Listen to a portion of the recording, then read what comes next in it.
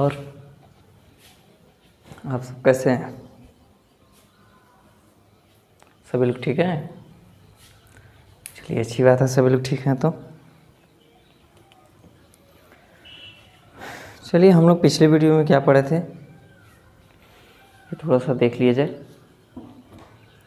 पिछले वीडियो में हम लोग पढ़े थे एसेट्स। क्या पढ़े थे? एसेट्स पढ़े थे, है ना, यानी कि संपत्ति पढ़े थे।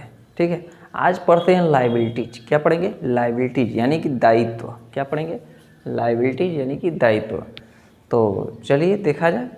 और वीडियो को स्टार्ट करने से पहले आपको कहना चाहेंगे कि आप वीडियो को लाइक और सब्सक्राइब कर दीजिए, ठीक है, और अपने दोस्त मित्रों में शेयर कर दीजिए और बेल आइकन को प्रेस कर दीजिए ताकि जो भी नए नए वीडियो आ रहे हैं वो आपको मिलते रहें। ठीक है, और यदि आपको किसी भी प्रकार की कोई समस्या होती है तो आप कमेंट बॉक्स में कमेंट कर दिया करें ताकि हम उसको आपको समझा सकें, ठीक ना। तो सारी चीज़ों का ध्यान दें। आइए देखा जाता है क्या दिया है, उसी को पढ़ा जाएगा। ठीक है, पढ़ा जाता है आज हम लोग लायबिलिटीज यानी कि दायित्व। कल हम पढ़े थे एसेट यानी कि संपत्ति, आज पढ़ेंगे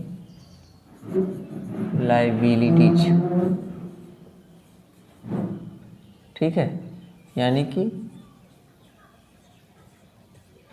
दायित्व। ठीक है, दायित्व।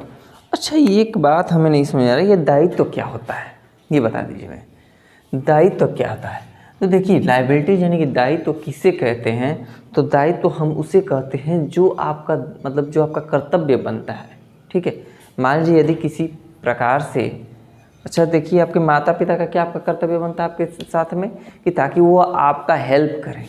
ठीक है, जब तक आप पढ़ रहे हैं लिख रहे हैं तब तक वो आपको पैसे से या फिर खान पीन जैसी भी जो भी व्यवस्थाएं हैं वो क्या करें आपके साथ। ठीक है, आपके साथ रहें, आपको हमेशा आपका ध्यान रखें, तो वो उनका दायित्व बन रहा है। ठीक है, उनकी लायबिलिटीज है। उसी प्रकार कंपनी में भी क्या दायित्व होती है? तो कंपनी की भी कुछ दायित्व होती है। कंपनी की दायित्व ये होती है कि अपने कर्मचारियों की देखरेख करे। ठीक है, जो उनकी लेनदार हैं देनदार हैं उनका भी ध्यान रखे। उनके जो भी लेन देन हो रहा है, जो भी उनसे जैसे मान लीजिए वो किसी से पैसा लिए हैं या फिर उधार माल लिए हैं तो उसको चुकाना ही क्या बनता है? उनका दायित्व बनता है। क्योंकि जब आप किसी से पैसा लिए हैं तो एक न एक दिन आपको क्या करना है? वो पैसा उनको वापस करना है। तो ये आपकी दायित्व बनती है। जब आप किसी से उधार माल लाए हैं तो भी वो आपको पैसा आज नहीं तो कल उनको वापस करना है। ये भी आपकी क्या बनती है? दायित्व बनती है। आइए देखा जाए किस किस तरह की मतलब ये जो लायबिलिटीज होती है यानी कि दायित्व होती है कितने प्रकार की होती है। तो देखिए, एक फिक्स होती है, ये पहली लायबिलिटी जो होती है वो फिक्स्ड लायबिलिटी होती है। फिक्स्ड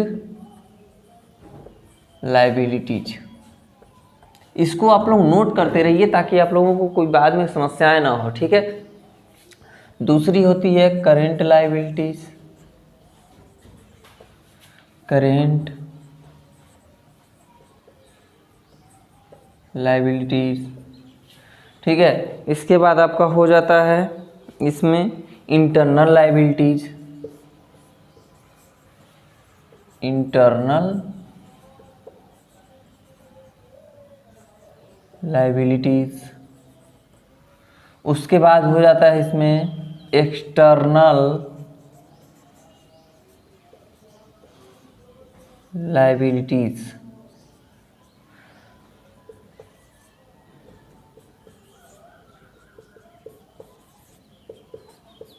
क्या क्या होगा? Fixed liabilities. फिक्स्ड लायबिलिटीज किसे कहते हैं?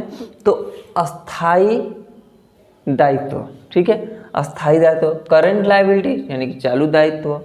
इंटरनल लायबिलिटीज यानी कि आंतरिक दायित्व। और एक्सटर्नल लायबिलिटीज यानी कि बाहरी दायित्व। ठीक है, बाहरी का मतलब बाहर वाले लोग। ठीक है, और इंटरनल का मतलब अंदर वाले, जो आपके घर में है उनकी बात कर रहा है। ठीक है, उनकी दायित्व क्या बनती है? बाहर वालों की दायित्व क्या बनती है वो इसके बारे में बात करें। चलिए फिक्स्ड लायबिलिटीज की बात करते हैं, स्थायी दायित्व। ये क्या होता है कि इसमें जो ये लंबे समय तक के लिए होता है। आप लोगों को पिछले वीडियो में भी पढ़ाए थे, उसमें करंट एसेट्स दिया था। ठीक है, और करंट एसेट्स और फिक्स्ड एसेट्स दिया था। तो उसी तरह से इसमें फिक्स्ड लायबिलिटीज और करंट लायबिलिटी दे दिया है। तो सिर्फ यहाँ पे इस मतलब जो संपत्ति की जो बातें थी वहाँ पे, यहाँ पे दायित्व की बातें करेंगे।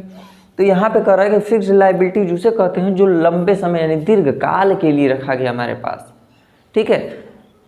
जैसे मैं एक चीज़ मान लीजिए, आपके माँ बाप आपको सेवा सत्कार कर रहे हैं, आपको पढ़ा लिखा रहे हैं, बड़ा कर रहे हैं, ताकि आप आगे चल के तो वो उनकी क्या हो रही है, उनके लिए दीर्घ काल के लिए वो लायबिलिटीज आपकी बन रही है, ताकि आप जब बड़े हो जाएंगे 20 साल 25 साल बाद, जब 30 साल बाद आप जब सर्विस करने लगेंगे, तो आपकी वहाँ पे दायित्व क्या बनेंगे कि आप अपने माँ बाप की सेवा करें। तो उसी तरह से कंपनी में कहता है कि जो माल आप उधार लाए हैं या जो पैसा आप किसी से लिए, तो जब ये पैसा किसी प्रकार का दीर्घ काल के लिए, लंबे समय के लिए, या उधार माल लंबे समय के लिए लाए हैं, या फिर कुछ ऐसी संपत्ति है जो कि आपको दीर्घकाल के लिए आपके पास रखी हुई है, तो ये क्या हो जाएंगी, फिक्स्ड लायबिलिटीज कहलाती हैं। क्या कहलाती हैं? फिक्स्ड लायबिलिटीज कहलाती हैं। यानी कि दीर्घ मतलब फिक्स्ड लायबिलिटी मतलब अस्थाई संपत्ति, अस्थाई दायित्व कहलाते हैं। क्या कहलाती हैं? अस्थाई दायित्व कहलाती हैं, ठीक है। इसमें जैसे पूंजी वगैरह जो भी होता है, पूंजी वगैरह जो कुछ भी होता है, ये क्या होती है, आपकी अस्थाई दायित्व में आती है पूंजी। क्योंकि पूंजी जो आप लगा रहे हैं कंपनी में ना, तो वो लंबे समय के लिए, जब तक आपकी कंपनी नहीं बंद होती है तब तक आपकी पूंजी क्या रहेगी, उसी कंपनी में पड़ी रहेगी। तो ये क्या हो गई, आपकी फिक्स्ड लायबिलिटीज हो गई। अब करंट लायबिलिटीज की बात करें, करंट लायबिलिटीज क्या होता है, यानी कि चालू संपत्ति, ये कम समय के लिए, ये अल्प अवधि के लिए होता है। क्या होता है, ये अल्प अवधि के लिए होता है, यानी कि बहुत ही कम समय के लिए, ठीक है। जैसे आप उधार माल लाते हैं, ठीक है, बीमा पॉलिसी वगैरह कराते हैं, ऐसी जो इंश्योरेंस कराते हैं, ये सही जो भी चीज़ें होती है किस में आती हैं, तो अल्प अवधि में क्या आती हैं, जो आपके व्यापारी गण है, ठीक है, ये भी क्या आते हैं, ये भी फिक्स्ड करंट लायबिलिटीज में आते हैं, ठीक है। तो ये लोग क्या करते हैं कि ये कुछ समय के लिए रुकते हैं, ठीक है, ये कुछ ही समय के लिए इंतजार कर सकते हैं, बाकी नहीं। तो ये क्या करते हैं, इनमें हमारा दायित्व बनता है कि कम समय में ये पैसे क्या होते हैं, हमें वापस करने होते हैं, या कम समय में हमें क्या होता है, माल वापस देना होता है। तो इस तरह की चीज़ें क्या होती हैं, करंट लायबिलिटी यानी कि चालू संपत्ति कहलाती है, ठीक है। उसके बाद बात कर रहे हैं इंटरनल लायबिलिटीज, यानी कि आंतरिक लायबिलिटीज क्या होती है। तो आंतरिक लायबिलिटीज होती है स्वामी के कोष में जो भी पैसा रखा होता है, जो भी पैसा स्वामी के कोष में होती है, पूंजी में होती है, ठीक है, सम्मिलित होती है, उसी को कहते हैं इंटरनल लायबिलिटीज। क्या कहते हैं, इंटरनल लायबिलिटीज कहते हैं। यह अंशधारियों को देय होता है। क्या होता है, ये अंशधारियों को, अब जैसे मान लीजिए कि आप ये सोच रहे हैं कि क्या कि उसके कोष में कैसे हो, कोष का मतलब जैसे क्या, मान लीजिए आप क्या कर रहे हैं कि जैसे एक बात समझिए, जैसे यदि आपके पिताजी किसी प्रकार का अगर कोई कर्ज वगैरह ले लेते हैं, ठीक है, या कोई पैसा लिए हैं, या फिर आप कोई पैसा लिए हैं, तो यदि आप लेते हैं तो उसमें आपके पिताजी का भी दायित्व बनेगा, ठीक है, दोनों लोगों का मिल करके उस पैसे को चुकाना होता है, ठीक है। तो उसी प्रकार से मान लीजिए कोई इन्वेस्टर्स है, आप कंपनी बैठाए हैं, वो आके आपके कंपनी में आप कहते हैं कैसा कि मुझे एक पार्टी की ज़रूरत है, यानी कि एक पार्टनरशिप की ज़रूरत है। तो कोई व्यक्ति आता है और आपके साथ पार्टनरशिप यानी 50% पे लेकर के क्या करता है, वे बिजनेस स्टार्ट कर लेते हैं। अब वो कंपनी तब तक चलती रहेगी, वो पूंजी आपके पास रहेगा। तो आप मान लीजिए कंपनी के स्वामी हैं, ठीक है। अब जब आप कंपनी के स्वामी हैं तो आपके पास उसकी क्या पड़ी है, जो आपका पार्टनर्स है, जो आपकी, ठीक है, जो इन्वेस्टर्स है, उसकी भी संपत्ति तो आपके पास है। तो आप जब दोनों की पड़ी हुई है तो आपके स्वामी कोष में पड़ा हुआ है, तो जब अगर उसकी ज़रूरत पड़ेगी या फिर वो कभी कंपनी से बाहर होना चाहता है, ठीक है, वो आपसे अलग निकलना चाहता है, तो उसके लिए क्या करना पड़ेगा, वो आप में निहित है, तो आप क्या करेंगे, उसकी पूंजी को वापस करेंगे, ठीक है। तो इस तरह की चीज़ें क्या होंगी, इंटरनल लायबिलिटीज में आती हैं। क्या आती हैं, इंटरनल लायबिलिटीज में आते हैं। उसी तरह लाभ हानि भी जो होता है वो भी किस में आ जाता है, इंटरनल लायबिलिटीज, यानी कि जो भी प्रॉफिट होगा या लॉस होगा वो भी क्या बनेगा, दोनों में बराबर बनेगा, वो भी आपको ही सहन करना है, ठीक है।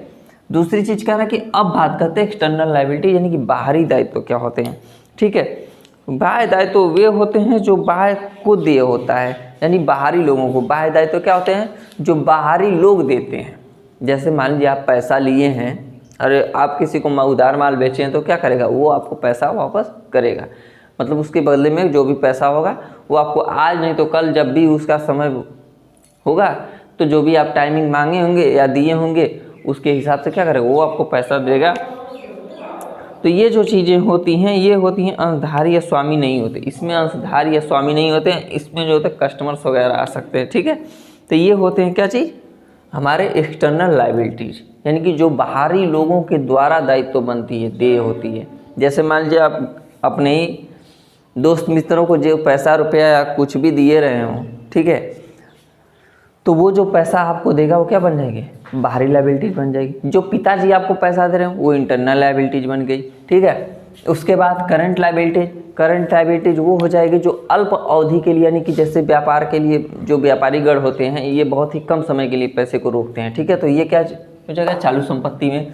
फिर लायबिलिटीज हो जाएगी जो सामान आप, जैसे मान लीजिए कोई वस्तु, ये कोई मशीनरी रखते हैं अपने घर में तो ये लंबे समय तक चलती है, तो इसको क्या मान लेंगे हम, फिक्स्ड लायबिलिटी, यानी कि अस्थायी दायित्व मान लेंगे। ठीक है, तो ये सारी चीज़ें थी और अगले नेक्स्ट वीडियो में हम लोग पढ़ेंगे कैपिटल।